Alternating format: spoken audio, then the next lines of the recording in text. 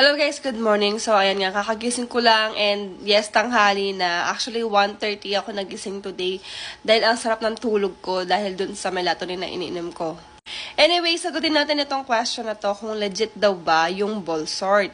And to answer this question, so ayan po sa ating screen, i-check mo lang lagi yung comment section. Marami yung mga sumasagot ng mga ganitong tanong. Lalo na syempre yung mga sumubok na.